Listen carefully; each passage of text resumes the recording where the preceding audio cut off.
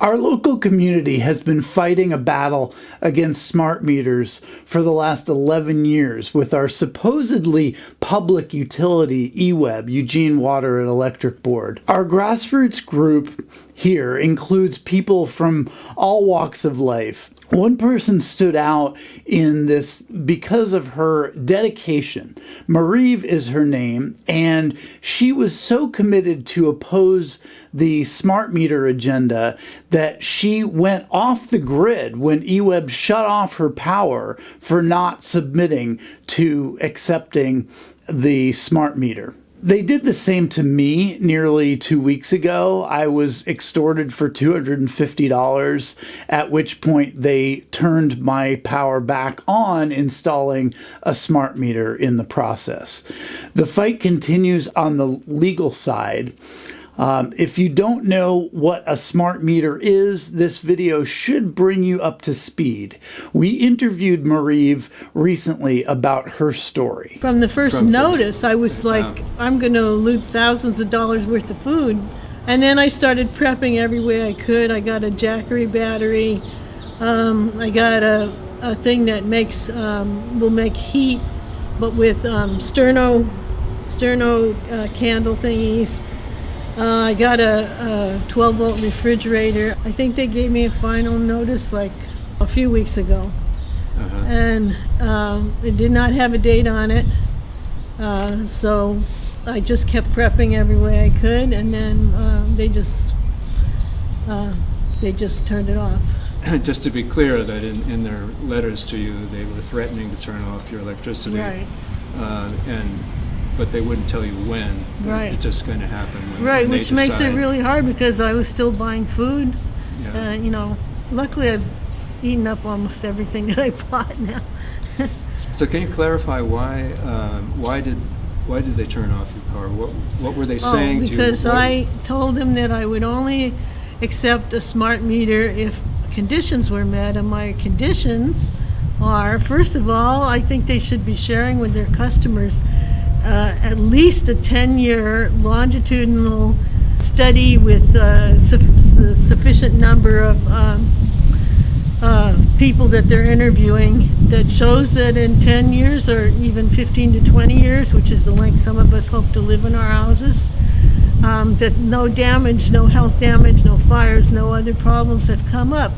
And I don't believe that exists because they haven't even been around that long, but I've been asking and searching, and I don't know of a study like that, but that's what I think would be definite scientific proof that it's safe to have these things.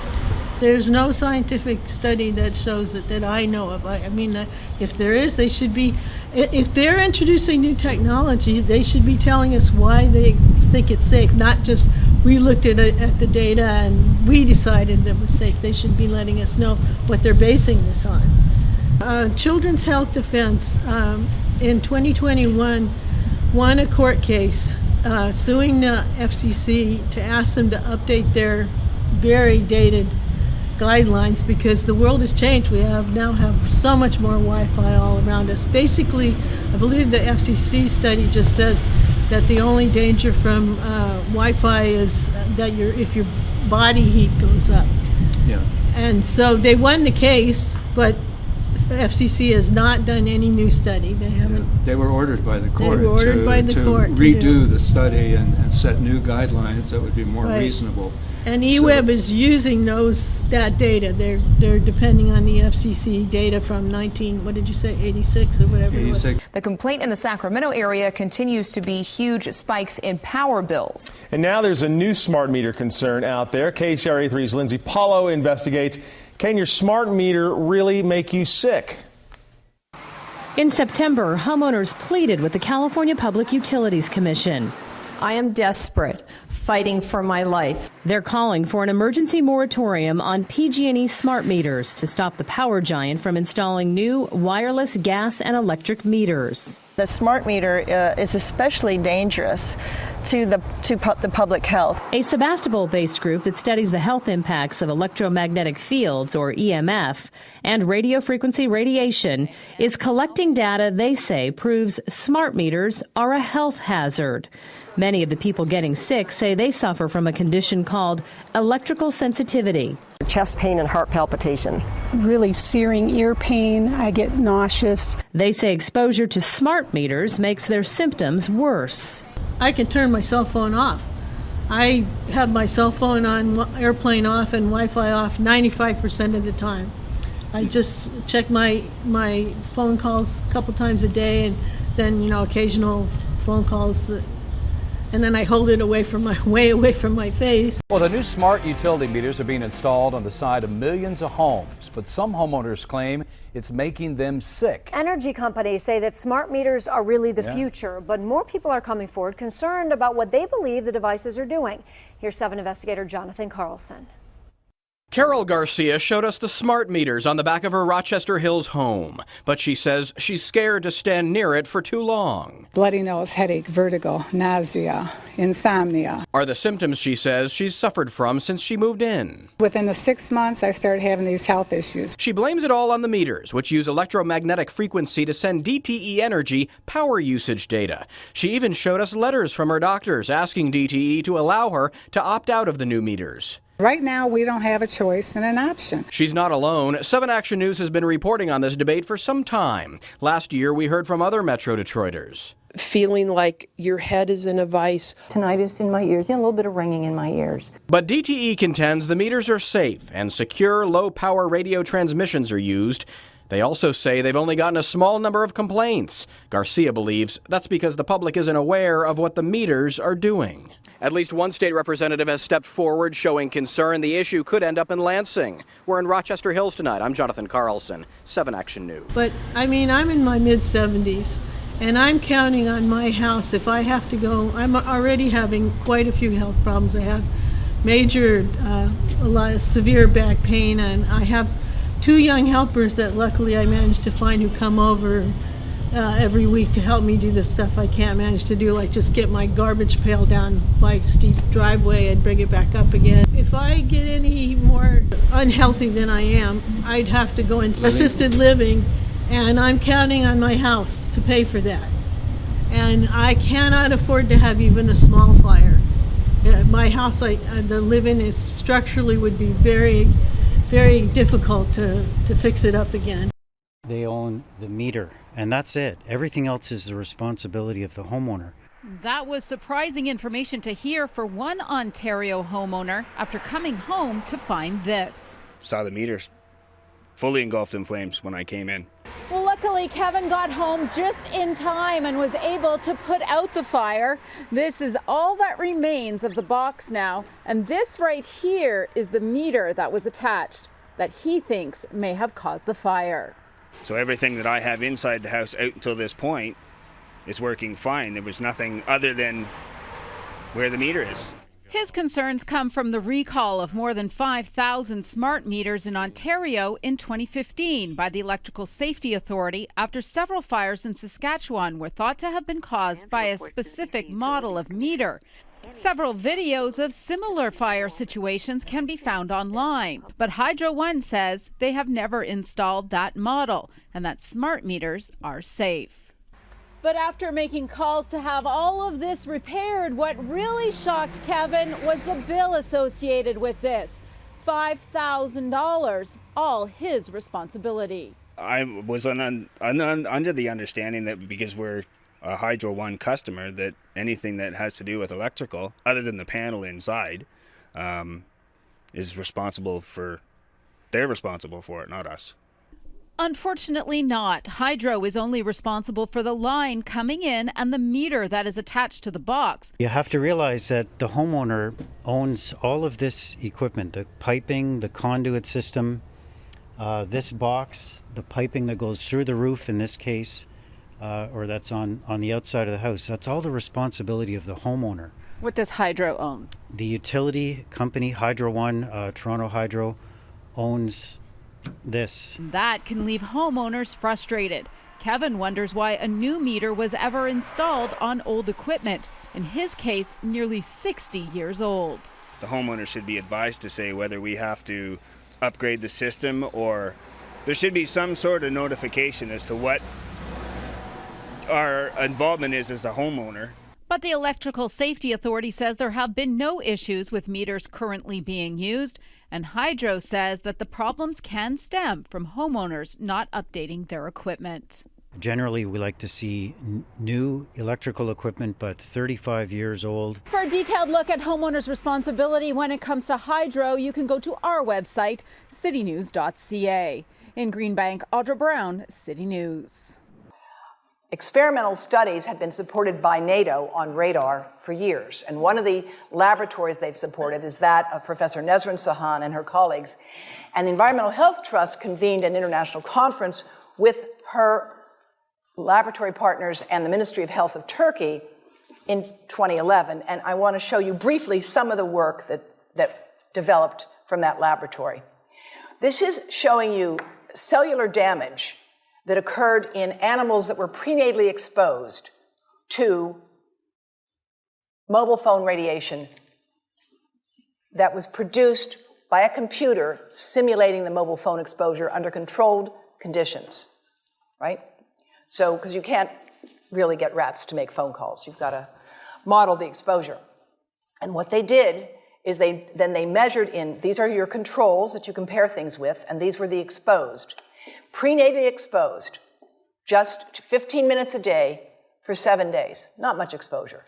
But these are small animals, and they grow within 3 weeks. They reproduce.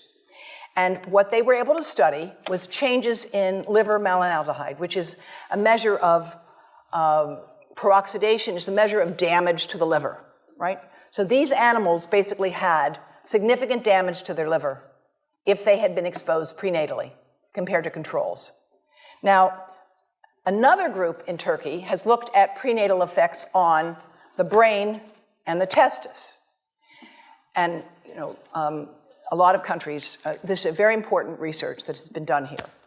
And they looked at counting the number of cells in certain areas of the brain, the hippocampus, which is a critically important part of the brain. And since I see there's a lot of non-expert here, and let me just explain that your hippocampus is pretty important to things like memory, balance, things like that. So studying effects on the hippocampus in animals is kind of a good way to anticipate effects that might develop on intelligence and other things. And they looked at newborn rats after they had been exposed prenatally and compared those who were exposed to those who were not exposed. And they looked at their brain cells, the number of cells, their shape, etc., with established methods for testing this. And this article was published in Brain Research, which is a relatively high-impact journal.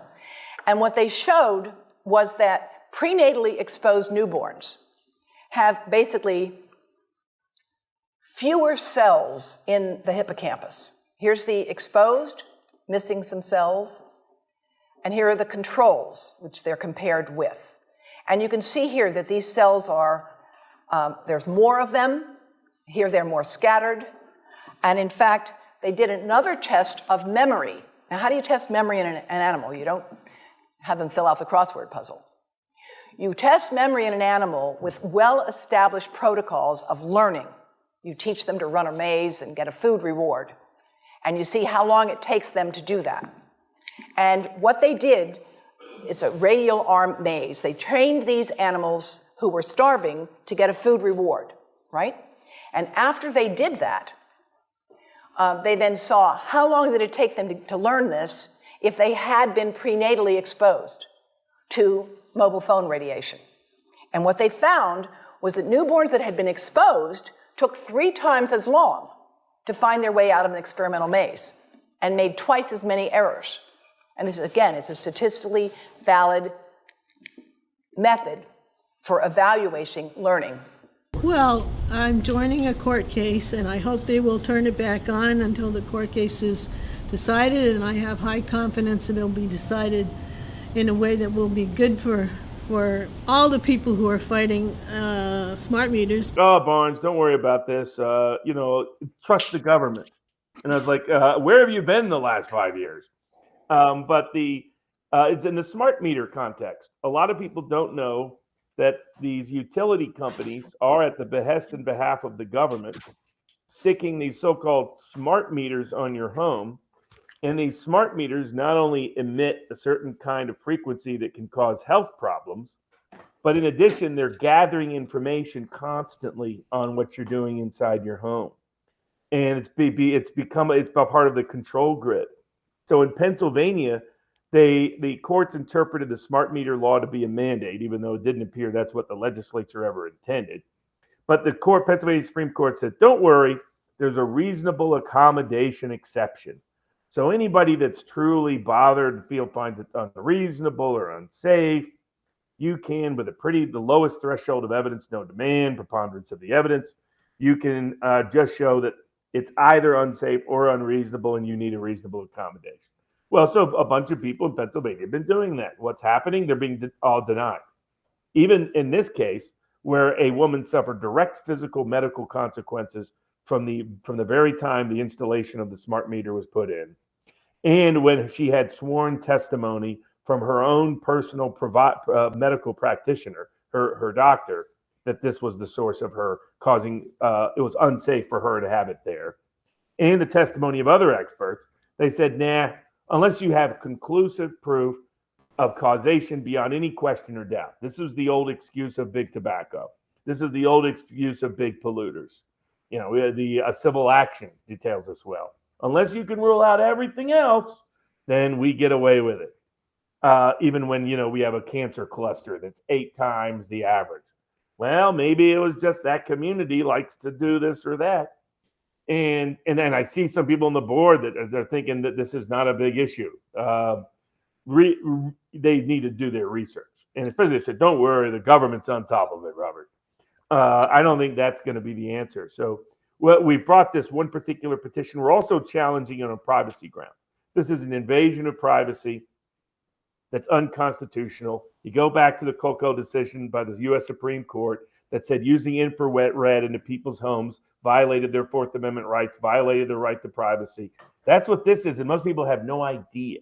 I had no idea. These smart meters were telling us, when did you use this? When did you go here? When did you do this? Who was connected here? Who was here? They're gathering intel on you constantly. And who are they sharing it with? I mean, do we trust them not to share this data with other corporate entities? Exactly. They're not disclosing who they're sharing it with. So they're getting it without informed consent. They're getting it without probable cause. And then they're sharing it illicitly in ways that violate your right to privacy. So we're challenging on both grounds. We'll see if Pennsylvania Supreme Court does anything. And if not, we'll take it up to the Supreme Court of the United States. But 1776 Law Center is going to get into the smart meter because legal context, because they're systematically screwing people over. That goes to their medical freedom and screwing them over when it comes to their political freedom.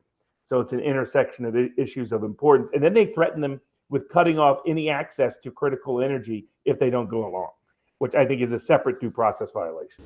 Thanks for watching this video.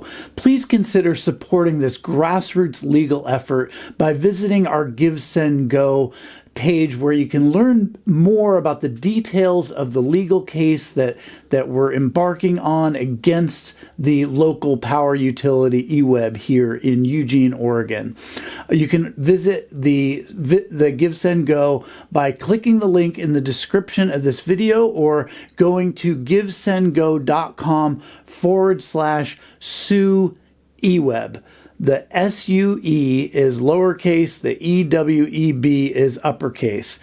So givesendgo.com/sue EWEB, or visit the link in the description on this post, and you can learn more there about what we're doing, how it could potentially impact communities all over the country that are battling this smart meter agenda. So please check it out today, and thank you again for watching this video. I'll see you next time.